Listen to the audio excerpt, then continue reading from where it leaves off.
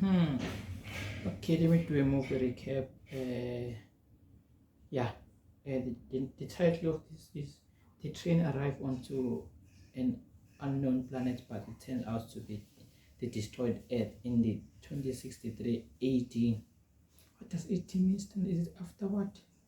After something, yeah, but yeah. Japan 2023. People board a train and head to work. Everyone is busy with their own things, scrolling through Instagram feeds, making acquaintances on social networks, and discussing plans for the evening, unaware that in just a few minutes, their lives will change forever. Suddenly, the train's speed increases, and strange things start happening. A bottle cap rolling on the floor of the carriage suddenly disappears. Passengers begin receiving alerts about powerful earthquakes on their phones. Then the train enters a gloomy tunnel and comes to a sudden halt. People regain consciousness, bewildered by what has happened. One of the passengers opens the entrance doors, and people, screaming and pushing each other, rush to the exit, jumping from the high steps. But once outside, they can't believe their eyes. Traces of the civilized world are gone, and they are surrounded by the remnants of a destroyed city overgrown with trees and grass. Moreover, all the carriages have disappeared without a trace, except for the fifth one they were in. As time passes, the passengers begin to get acquainted. I've never watched this movie, so yeah. I don't even know what's happening. One of the guys, Shirahama, a firefighter, examines the injured and suggests checking the tunnel behind the carriage. He is joined by a girl named Katana and a guy named Hayashima, who also wants to understand what happened. Meanwhile, the police in the city cannot figure out where the last two carriages have gone, while the rest of the train, along with the passengers, remains undamaged. The three volunteers enter the tunnel and walk through the dark underworld for a long time. Suddenly, they notice a light ahead and hurry towards it. But when they emerge outside, they are astonished. There is nothing around that would remind them of the year 2023 with skyscrapers and technology, just a vast, lifeless desert. Shocked, the trio returns to their fellow misfortune mates. Initially, people do not believe their report, but after Hayashima shows a video recording of the surroundings, they are forced to accept the new reality. After 7 hours, people languish in anticipation of rescuers, when one of the girls, Reni, secretly looks into Hayashima's bag and finds a letter marked with the criminal department's seals, leading her to suspect that the guy's a criminal. Then Reni snatches food from Katana's bag, but, thinking she was seen, discards the package. Hayashima picks it up and carries it to the train, just as Katana discovers the theft. Seeing it in the guy's hands, the passengers accuse him of theft. Moreover, Reni reports about the letter from the colony. Offended, Hayashima denies the accusations and announces his departure. At this time, Shirahama pulls out a box of fruits and offers to share them. While Katana is distributing the food, one of the guys reviews the video he made earlier, clearly showing Reni stealing the food. Realizing that Hayashima is innocent, Shirahama and Katana run after him, managing to save the guy who nearly falls into a deep ditch. In gratitude, he confesses that he works as a hairdresser and is already 30 years old. But he refuses to explain the origin of the letter from the colony. Night falls. Passengers somehow settle down to sleep, but many cannot sleep, worrying about their future. In the morning, people begin to realize that they may never return home. Shirahama tries to gather the scattering people, but a friend asks the guy not to take responsibility for others' lives. Then the firefighter confesses that because of him, his colleague was injured, losing the ability to walk. Now he believes he must help everyone he can. Together, they catch up with those who left and persuade them to return to the carriage to solve problems collectively. Seeing this, Hayashima remembers his brother who was in prison, and the letter in his bag was from him. Fate had it that he had to take on the upbringing of his younger brother, and he still feels guilty for his older brother becoming a criminal. Meanwhile, a couple of passengers explore the surrounding area and find the ruins of a high tower. This is particularly strange because the news reported its construction, which was supposed to be completed in 2026. And one of the passengers found a can in the forest dated that year. A biologist among them encountered a plant whose genetic modification takes 30 years. It turns out that they are in the distant future of Earth, and it's far from a joyful discovery. At the same time, in 2023, all channels are broadcasting messages about the disappearance of two carriages, which had at least 100 passengers. Night approaches and many fall into despair, while Katana and Shirahama place plastic containers on the roof of the carriage, hoping for rain. In the morning, the biologist draws the others' attention to the dense greenery, which means there must be a body of water nearby. A group of youth sets out to explore the forest. Along the way, Hayashima confesses that his parents are criminals, and then the guy spots a frog. This means water is very close, but ahead are impassable cliffs, which can only be climbed with the help of ropes. The group returns to the train and, cutting wires, heads back to the cliffs. Shirahama climbs to the top and joyfully shouts upon seeing a waterfall, but looking around he is horrified. Instead of Mount Fuji, a sea stretches out before him. Returning, he tells the others about this, and people start to speculate what happened to their planet. At night, everyone goes to sleep, but the eldest passenger, Tanaka, goes outside and sees an unfamiliar person. But when he tells about it, no one believes him. Then it starts to rain, helping people to collect water and even bathe. Meanwhile, the biologist continues to study the surrounding fauna, finds several edible plants, and shows them to the others.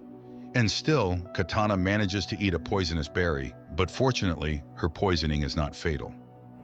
The news that the girl has recovered has a sobering effect on the passengers. They finally realize that sitting still, they won't survive. People get to work and even make utensils from bamboo. Bank cards turn out to be decent knives. The group of youths brings water from the waterfall, and they prepare a soup from plants. Wait, so their pen cards are like steel? Or metal, yeah, man. But after dinner, some feel sick, and the biologist discovers a couple of poisonous berries in the common pot. Someone remembers seeing Tanaka near the pot, who is not among them. Shirahama sets out to look for him, but stumbles, falls, and loses his torch. After a while, Shirahama returns without Tanaka, but with Hayashima's previously lost barber tools, which he had sorely missed. In the morning, the biologist announces to the people that he is going to look for a river which should be nearby. His friends go with him. But in the forest, they encounter a stranger who injures the biologist and runs away. The guys carry him back to the train, where fortunately there is a medical student who provides the injured with first aid. The others help as much as they can and pray for the guy. Later, Tanaka unexpectedly returns from the forest. It turns out he worked for a security company and can show how to make traps around the camp. Reni asks Hayashima to fix her hair, and soon there's a cue for the guy. Meanwhile, Shirahama and Katana notice a teenager The hair. Bruh. We have more important things to worry about, not the hair. caught in one of the traps, but the youngster gets out on his own and runs away. The friends hurry after him and soon find themselves by the river, but the boy asks them to wait for him at the spot and disappears into the forest. Hayashima, noticing their disappearance, catches up with the pair. At this time, the teenager returns and leads the friends to carriage number 6, which mysteriously ended up several kilometers away from the 5th carriage. The passengers from the 5th carriage are welcomed by the leader of the group from the 6th carriage, Yumamoto. Their carriage was lucky to be near the river, where there was plenty of fresh water and fish. Moreover, among them was a builder who, under his guidance, they were able to quickly set up a camp and even build a kitchen and a toilet. The newcomers find the one who injured their biologist. He confesses that he did it out of fear, thinking they were going to attack him. He bows deeply, apologizing for his action. And Yumamoto admits that he believes a return to the past is possible. The man told them that in the early days, they found a small boat on the river, where he managed to fix the radio and catch a signal, apparently from Canada, where the year 2060 was mentioned. From what he heard, the man understood that in 2026 a disaster occurred. A huge asteroid fell to Earth, causing powerful earthquakes and tsunamis worldwide, instantly taking billions of lives. The dust thrown into the atmosphere blocked sunlight, leading to the extinction of the remaining species. But the main thing is that the asteroid didn't fall by chance. It was space debris, as besides state corporations, satellites began to be launched by anyone who fancied. One of the probes collided with a satellite, which in turn fell onto an asteroid, leading to a deviation of its orbit. So it was a man-made disaster. That's why it's so important to return to their year and change the future. Inspired by the example of the 6th carriage, the passengers decided to make a bath by the river. Meanwhile, Tanaka continues to deteriorate, making himself a doll from branches and talking to it. In the morning, the bath is ready. For the first time in many days, people bathe in hot water and wash their clothes. And the guys find a strange stone on the riverbank, which Yumamoto learns about. He sends his people to find it, but Rennie notices strangers, and one of the guys lets slip that where, according to their leader, this stone might help them return home. The girls argue about the need to return, and Rennie pushes Katana away. She falls and accidentally shifts a layer of soil under which a dead body is discovered. Meanwhile, Tanaka reads in a newspaper an announcement about the search for a murderer and his description. At that time, Rennie and Katana are attacked by guys from the 6th carriage, but Rennie breaks free and runs to her own, where she tells about the found corpse, while Katana escapes from the guys through the forest. The 5th carriage decides to make weapons, while Shirahama and Hayashima run to the neighbors. But the girl is not there, and Katana, meanwhile, makes it to the boat. Yumamoto is forced to confess to the guys that he killed one of the passengers, who suddenly became aggressive and started attacking people with a knife. That's why he was recognized as a leader. The guys go home, hoping that Katana has returned, but she's not there, and the rest urge to go to the 6th carriage and punish the guilty. And the guys go again to look for the girl. Katana hides in the boat when Yumamoto comes in. He pretends to be calling an unknown station, but the girl sees that the wires are cut. The man discovers her and confesses that he doesn't want to return to the past because he intends to create a new society here. After that, he ties up Katana and locks her in the cabin, where her screams cannot be heard. In the morning, the passengers of the 5th carriage are just about to attack the neighbors when one of the women suggests backing up and looking for a building where they could hide. At this time, guys from the 6th carriage go to the neighbors to scavenge something, but they fall into traps. A fight starts when the rest of the 6th carriage's passengers arrive, and there are more men among them. The fight escalates into a real battle, which is stopped by the appearance of the escaped Katana, who accuses Yumamoto of lying. He is forced to admit to the deception, but he just wanted to keep people's spirits up. However, the passengers decide to exile the former leader. Before leaving, the man hands over a journal from the ship, which contains information about the tower that could help them return to the past. Meanwhile, those who went to search for the building reach the tower and find glowing asteroid fragments there. And in 2023, scientist Ray, after reviewing the video surveillance camera recordings, discovers that a wormhole appeared in the tunnel at the moment of the disappearance of 2 carriages, which apparently was the result of a distortion in the space-time continuum. The passengers study the journal found by Yumamoto and learn the exact date of the disaster. Moreover, they have an asteroid fragment that possesses a phenomenal magnetic charge. One of the passengers remembers how on the day of their departure, he saw something in the sky resembling a falling star. In the past, Ray, analyzing the same event, concludes that it was the flare from a supernova explosion. In the future, there's also an expert who explains that supernovas occur in space when a star reaches the end of its life cycle and explodes, releasing a massive amount of energy. Apparently, this created the temporal rift into which both carriages fell. It means they need to open this wormhole again. In the evening, a strong storm begins, forcing people to seek more reliable shelter than the carriage. Tanaka opens the rear doors leading into the tunnel.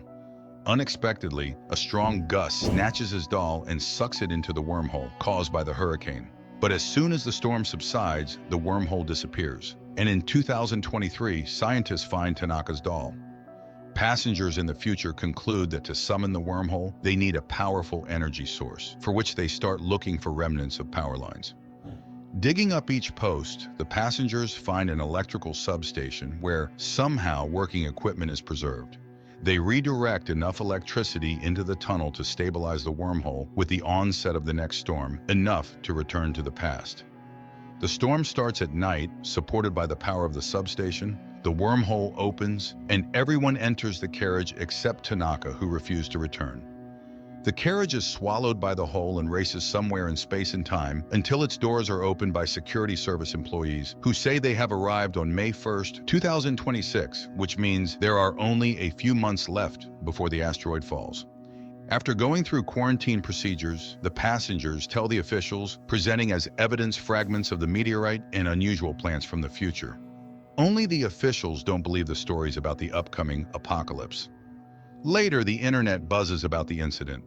The time travelers find fans, which helps maintain interest in the traveler's story about the upcoming end of the world. Meanwhile, scientist Ray becomes convinced that the travelers are telling the truth, as he has also tracked the asteroid.